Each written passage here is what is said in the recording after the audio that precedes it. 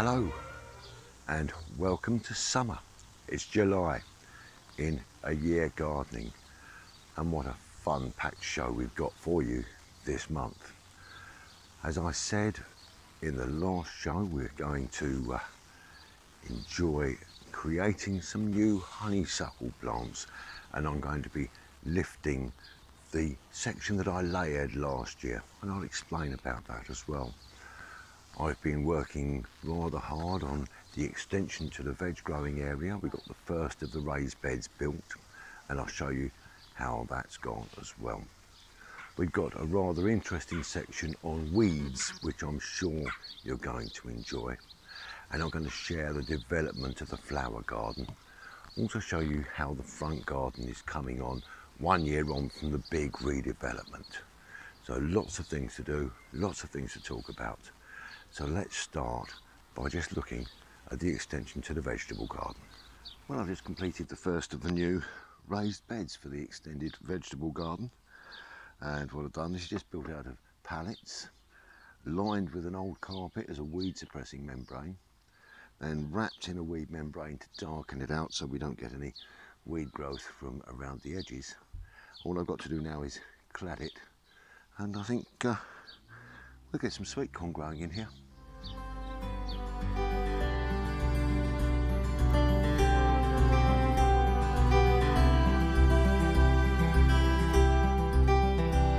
Weeds, something that we all need to control from time to time. Now, during the early part of the year when our perennial weeds start growing, probably all we need is a hoe just to lift the roots on a dry day and let them keel over in the sun, so to speak. But there are other times when we have real problem weeds. So we need to know what we're dealing with. So the first thing we really do need to know is what sort of soil we have. And we've got a soil here which is just slightly acidic, just slightly over neutral. And I test that by using one of these. Now this is just a pH meter into the soil to around about the depth of my fingers here, and that will then give you a reading of the acidity of your soil. If you've got a neutral or an alkaline soil, one of the best things for getting rid of weeds you find in your kitchen, and that is white vinegar or distilled vinegar. Now what I do with that is I put it into a little spray bottle and I mix just a teaspoonful of washing up liquid in there, which helps the vinegar stick to the leaves of the weed. I also have the bottle very clearly marked as acetic acid. I don't want to be spraying my best dahlias or my geraniums with this stuff because they're not going to like it. But what we'll do is we'll show you how we treat some of those. Now also, sometimes we get weeds growing in our driveways, our paths and our patios. You can use the acetic acid, but you can also use this stuff, table salt. Sodium chloride, wonderful stuff, and you just pile it up around the weed, leave it for a few days, and your weed's dead. So that's a very, very useful one. Another little tool that I do use in my patio is I've got a weed burner, and I'll show you that in a couple of minutes as well. So let's go down the back, put some acetic acid onto some plants, then we'll go up to the path and we'll use the salt, and finally we'll use the weed burner. Just one thing before I do go off and do this. Now I know that Gary, you have a problem with mare's tails. This stuff, the white vinegar, is really good for getting rid of those. So once we've established the soil type, we know how we're going to treat the weeds. So if you've got a small area, you can just spray straight on. If you've got a large area of weeds, you need to distress the plants. So take a lawnmower to them or a strimmer, cut them, distress them. They're going to start putting out new shoots, and those young new shoots are the ones that we can treat. What I am going to do is I'm going to use my white vinegar solution just to spray onto these plants here, because there is a lot of leaf here And the more leaf you can get it to stick to, the more likely the plant is going to be killed. I'm just experimenting on these ones because I know that I can dig the soil here quite easily and remove the plants. And we just carry on down here just a little bit. Well, here we are, the little pathway beside the summer house, and we've got prime culprit here, dandelion, coming up through the stones here. All you need is your salt. Just pile it up. And there we are. That'll be dead in a couple of days.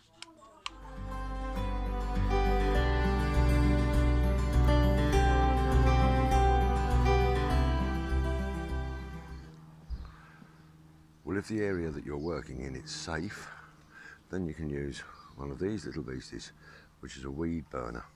Runs on a mixture of propane and butane, and you can burn the roots.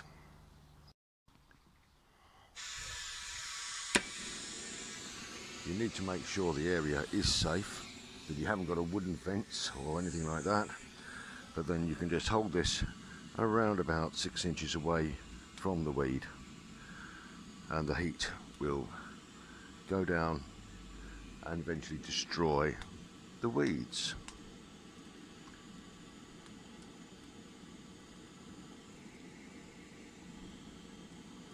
Lovely. One final word on weeds, and the best way to get rid of the weeds is hard work. Take a garden fork, don't use a spade, you can cut the roots and then you can still leave the weed in the ground, but if you use a garden fork, lift the weed, lift the surrounding fibrous roots, everything that you can get out of the ground will give you a much better chance of suppressing your weeds. So I hope you found this a little bit useful. As I say, I am an organic gardener and I don't use any chemicals, so the chemicals that I'm using here are very, very useful, but I was just going to say there's one other use for acetic acid, or white vinegar. Rodents don't like the smell, so you can always soak some pieces of cloth if you've got vermin coming into your garden, and put that near the entrance to where they're coming in, and they won't come anymore. Just a little bonus.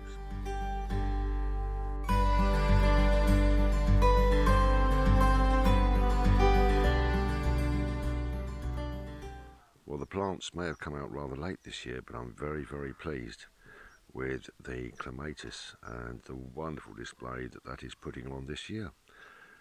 So normally I'll get around about a dozen flowers if I'm lucky, but this year we've got over 20, and I think we'll get a second show this year as well. Well, I'm just down by the rose border now, and the roses are starting coming out, the irises are out, and the flowers are really starting to take shape. Loving the colours and the scents in this garden today. Well, here we are at the mound, the new border, and we've planted out some of our perennials, and we're starting to get some nice colour coming in here, so everything is really taking shape rather well in this border as well.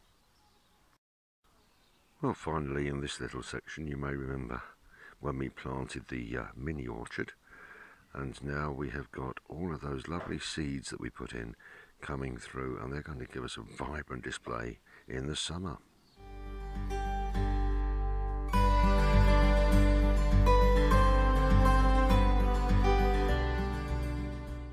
Well, welcome to the front garden today, and I'd just like to show you some of the wildflowers we've got coming through here, and to explain some of the development we've had over the last year since we redesigned this area of the garden. Well, just over 12 months ago, all we had here was a square of weedy grass and a concrete strip running along in front of the house. So the redesign was, with a little bit of a nod to the formal gardens, to take the grass into a circle, and using a little inspiration from an old toy that I used to have, which was a memory game. It was a circle with 4 little coloured chevrons inside, which you had to remember and press them in order. We've got 4 little beds running around here, which I've put wildflower seeds into last year, and they've reseeded and come through nicely. So we'll just take a look at those now. At the moment we've just got a nice selection of daisies here, and it looks like we've got a marigold coming through here, and all in all it's a very, very pleasant sight to see these flower heads dancing around in the breeze. On the far side, just on the border with our neighbours, I've just planted 1,000 wildflower seeds in there, which is going to look absolutely stunning later this year. Another area of the garden that I planted up is this perennial border here. You can't see at the moment, but over the back we've got a couple of Pyrrhus, Cuba, and they're going to grow through and form a nice backdrop to this lovely perennial border. Again, we've got things like cornflowers which are coming through in here, and then we've got echinops over the back. So this is really taking shape, and this is only now in its first year, so looking really, really lovely. And this section of the border is more, again, of the wilder flowers, a little bit less character, no formality, just some really lovely colour. And these just move around in the breeze. And over the back here we've got a Heliopsis, which gives us beautiful, tall, sunflower-like flowers later on in the year. And this section is my pink border. Lovely flowers, we've got a peony, nice rose, and there's a buddleia behind, and all of this will give us great colour going forward through the year. The great thing about having a lovely, wild and beautiful front garden, just touched with a little formality, it is different, and people stop and talk to you as they're coming past. It's a real conversation starter, and I've met a lot of new people just whilst working in the front garden, which is absolutely fantastic. The last thing that I did in this section of garden was to cover the rather ugly black metal rails with a small bit of trellis, and then to start planting some hedging and some climbing plants around that in order to give us a nice green aspect to the front of the house when we're coming in and out of the front door, and the whole thing just lends to a nice natural atmosphere. What I have got is I've got a couple of pots that I've planted up, and I've also sown some wildflower seeds in those, and they'll be coming down onto the doorstep later in the year just to blend in with the whole theme of the front garden. And I hope you'll agree with me, this is just something different, but something fun to try out yourselves.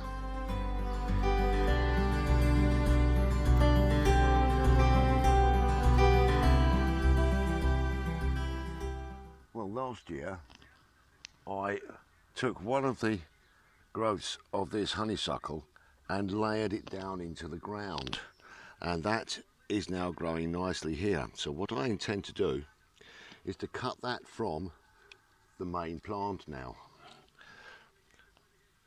and then I'm going to lift this from the ground, and we'll see how many plants we can make from this. Let's see what we've got. Nice bit of root underneath here.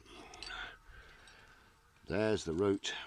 I just brush that off there, and we've got a little bit of root on that one there, but we've got 3 nice strong plants. So let's transfer those into pots now. Well, I've collected myself some old pots, and what I do, if we have plastic pots, keep using them until they're of no purpose anymore, and it's a good way of saving plastic. So I've collected 3 decent sized pots from the bottom of the garden, and here we have the plants that we've just dug up. Now I've noticed on here that there are actually more roots than I thought. There are actually 2 here, but one of them hasn't got a growth. So I'm actually going to put those in together. So I'm going to take my secateurs and divide this, and that will give me my first plant to put in the ground. So we've got some lovely, lovely fibrous roots on here, and we're going to pot those up now. So what I have in my bucket is a mixture of soil, compost, and some coir, and just keep that stirred.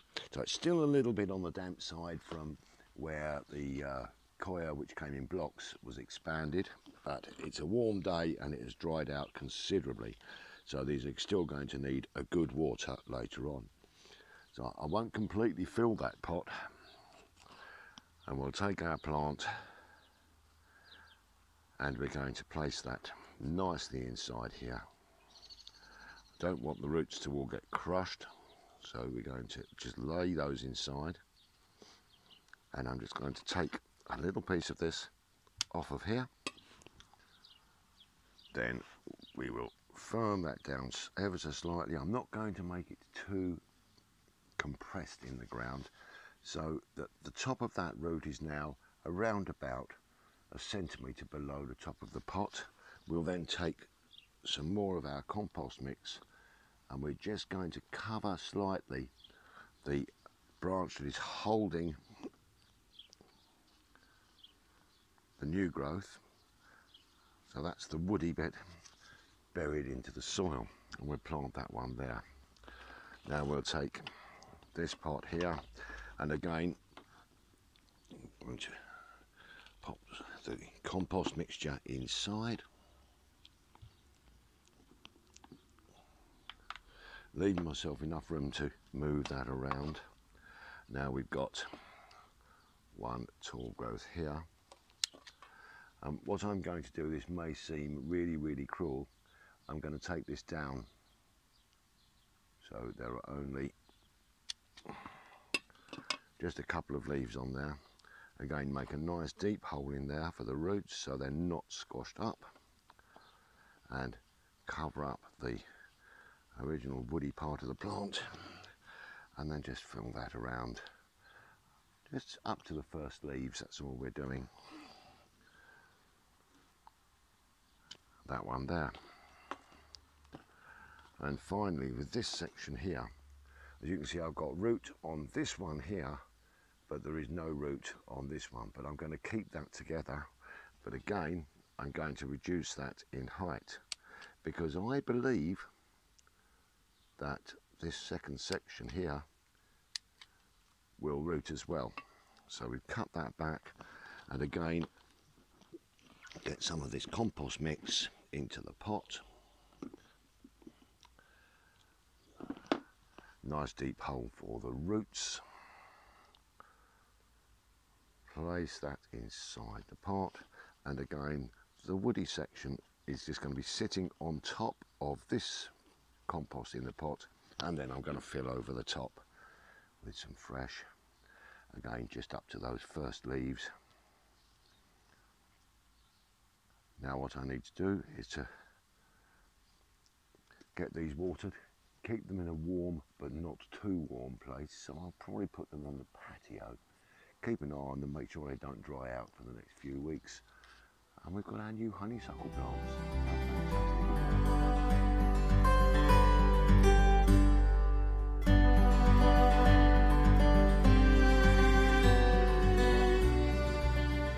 Well, that brings me to the end of the July show for a year gardening. And I hope you've enjoyed what we've done today. I particularly like the making of the cuttings for the honeysuckles, because they're going to be some lovely plants for next year. Now, I've just returned with my wife from a lovely week away in Hastings, lovely old seaside town, and we've had a lovely time. And whilst we were there, we popped into a public house in the middle of the town, and we were amazed to find one of the most beautiful little courtyard gardens with loads of flowers and character. And the garden is owned by a lady called Ali, and we had a lovely chat, and so I'm going to be going back there in a month or so's time to do a little bit of filming in her garden, and I can share that with you. Now, at this time of year, we have to really keep our eyes open for some of the regular pests that we get rust on the leaves, we get that powdery mildew, and these things we have to deal with when they come through. So keep your eyes open.